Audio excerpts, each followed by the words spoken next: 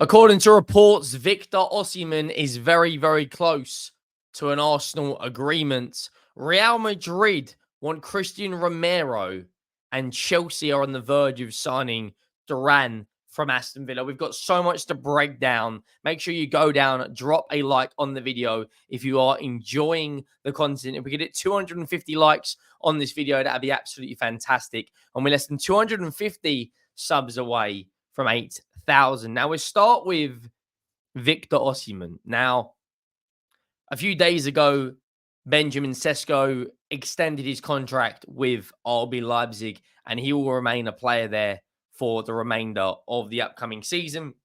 And the likelihood is he will probably get a move after that. Since that happened, hundreds of reports coming out. Tony, Solanke, Gyökeres, Osimhen, Duran, every striker and their dog has been linked to Arsenal Football Club. But is a striker really what they need? We're going to break it down in this video because I'm actually starting to come to terms with a striker may not be what they need. They might need a wide player. Now, Arsenal last year scored 91 Premier League goals and scored more than 100 goals in all competitions. They scored 5 goals less than Manchester City, who have a 30-goal season striker in Erling Haaland. Now, when you look at the way Arsenal play, they don't really have a traditional number 9. They've got the likes of Kai Havertz who can play there. He can play out wide. He can play as an 8. He can play as a 10. He can play as a 9. He's very versatile. Then you've got the likes of Gabriel Jesus, which I believe is a better winger, but he can also play in the number 9. Then you've got the likes of Leandro Trossard, who plays false 9. But I actually believe their weakness, and now that I've done a fair bit of research for this video on the likes of Osimhen, Joshua Zirkzee, and all the other strikers that are being linked. If Bukayo Saka gets an injury, they have got big, big problems on that right-hand side because Reece Nelson is not at the level, which is why I personally believe Arsenal should be looking at a Michael Olise. 16 goal involvements in 19 games. Very, very, very strong season. And apparently has a release clause of around £40 million. Chelsea are interested. We'll get on to Chelsea a little bit later because they are linked with Duran. But is a number 9, is an out-and-out number 9 what Arsenal want? Now, reports coming out in Italy that Osimhen to Arsenal is very, very close. Other reports coming out and saying that Napoli want around the 120, 130 million. When you look at Osimhen's stats, when you look at his contract, I don't necessarily know if it's the most realistic signing in the world. He's, according to transfermarkt.co.uk, valued at 100 million euros. He's got 2 years left on his current deal. He's been at Napoli since 2020. 15 goals in 25 games, including and 3 assists to 18 goal contributions. 3 goal contributions in 6 in the Champions League and 1 game in the Italian Cup. He is an out-and-out number 9, but I don't necessarily think he's the right number 9 for Arsenal. Arsenal have gone down the versatility route. Every player that they're signing seems to be able to play multiple positions. The likes of Ben White, the likes of Tomiyasu, the likes of Leandro Trossard, the likes of Kai Havertz, Odegaard, Rice. All their signings in the last 2 or 3 years, but maybe 1 or 2, have been very versatile players. Players that can quite easily play in different systems under different managers in different roles. I don't think Victor Osimhen is the right level of signing. You know, you look at a Joshua Zirkzee, for instance, at Bologna. He's a big target man, 22, 23 years of age. Not an out-and-out 20-goal-a-season striker like the likes of Victor Osimhen is. But I think personally, bringing in a Michael Olise at a third of the price, who potentially could be an unbelievable backup or even rival Bukayo Saka for that right-hand spot, because you can't expect Bukayo Saka at 23, 24 years of age to play 50 games a season. He will just burn out. He's 22 years of age. He got 16 goals and 9 assists last season. So 25 goal contributions in 25 games. In the Champions League, he got 8 goal contributions in 9 games. In the League Cup and FA Cup and Charity Shield, he was involved in all those fixtures as well. Overall, last season, he played nearly 50 games. this season. Let's say Arsenal go further in the cups. Let's say Arsenal go further in the Champions League. You're looking at close to a 60-game season. 60-game season. Right now, I don't think Bukayo Saka can do that. And if he gets an injury, they've got a good backup to the left-hand side. They've got Martinelli. They've got Trossard, that can play there. Up front, they've got Gabriel Jesus can play there. Kai Havertz, Trossard. On the right-hand side, they've only really got Reece Nelson and Bukayo Saka. And Reece Nelson last season is nowhere near the level of player to come in to Arsenal Football Club, play 50 games a season, and tear it up. He's 24 years of age. He played 15 games in the league, right? So, which is half of what Saka did. He played 5 appearances in the Champions League, 2 appearances in the League Cup, and 1 appearance in the FA Cup. Just not at the, he's a homegrown player, and I do think he may stick around Arsenal, but just not at the level. Now, speaking of being at the level, Real Madrid, according to ESPN Argentina, want to sign Tottenham centre-back Christian Romero, my centre-back. Now, Christian Romero, for me, in terms of the system we play, is one of the best centre-backs in the world. He's not the best. I'm not saying he's a Saliba or a Van Dijk. But in the system we play, we need a ball-playing centre-back who's a goal threat, who's good in the air, can play multiple positions. I believe he could play right back as well. He may even could play DM if the injuries got that bad. Overall, I think Romero is a top player. 33 games in the Premier League last season, 5 goals. Contract expires June 30th, 2027. So just over 3 years left on it. According to ESPN, Real Madrid are extremely interested in Christian Romero. Now, in this market for centre-backs, there aren't many centre-backs out there that can play multiple positions, are a ball-playing centre-back, perform for club and country. And I do believe, as it stands right now, in this market, he probably is a 70, 75 million pound centre-back. If Jared Braithwaite at Everton is an 80 million or an 85 million pound centre-back, then Christian Romero is roughly the same sort of price. He's 26 years of age. He's probably going to win another Copa America this season, this summer with Argentina.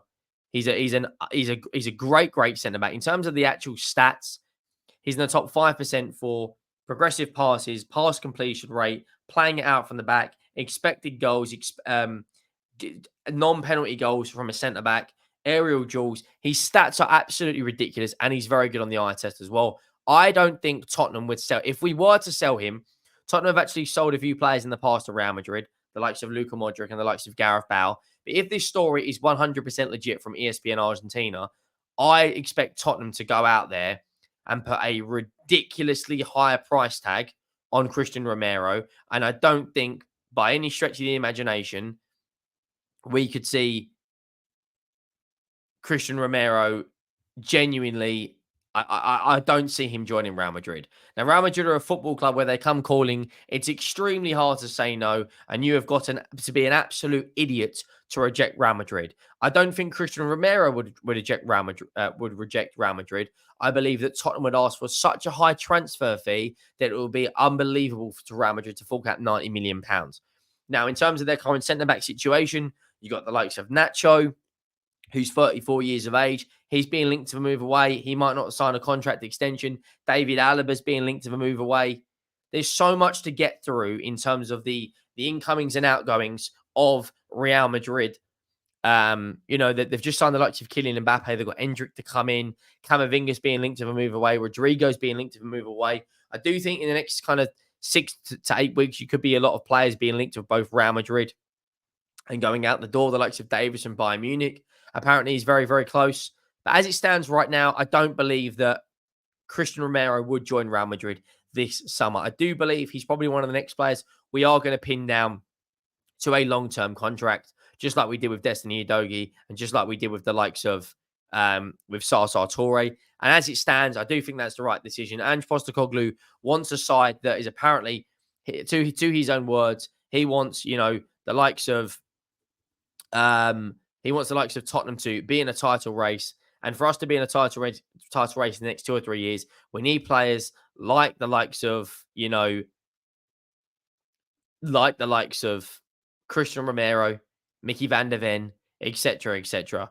Now, Fabrizio Romano, the most reliable journalist in, I guess you could say, in world football right now, has um, been speaking with regards to Aston Villa Colombian international Duran. Now, for me, this is a little bit of a gamble because Duran is not a prolific out and out number nine by any stretch of the imagination. I don't think he's a prolific out and out number nine. He, as it stands, is 20 years of age. I think he only scored 5 goals in the league last year for Aston Villa. Fabrizio Romano come out last night with this, and this is exactly what he said.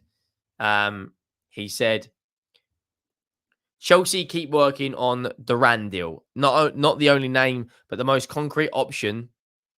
A new directs contacts also on Wednesday. Duran wants Chelsea, but all parties, including Aston Villa and the player side, are discussing terms of the deal. Nothing is done yet. Now, Duran, for me, this is a huge gamble. Notoriously, when you look at strikers at Chelsea, they haven't really worked out other than the likes of, I guess you could say, Diego Costa and Didier Drogba. 23 games in the league last season for Duran, 5 goals. You know, that's not the complete story. 10 goals in the Conference League, 2 goals. 1 goal in the EFL Cup and 1 goal in 2 games in the qualifiers of the Conference League. According to transfermarket.co.uk, they value in this market 20 million euros. The deal is going to be around 40 million pounds. Contract expires June 30th, 2028. He signed back in for Aston Villa January 23rd of 2023. According to transfermarket.co.uk, there's a 68% chance of Duran being a Chelsea player. I think this is a massive gamble. 462 minutes in the Premier League with 5 goals. 443 minutes in the Conference League. He played 37 games in all competitions, only registered 1,103 minutes.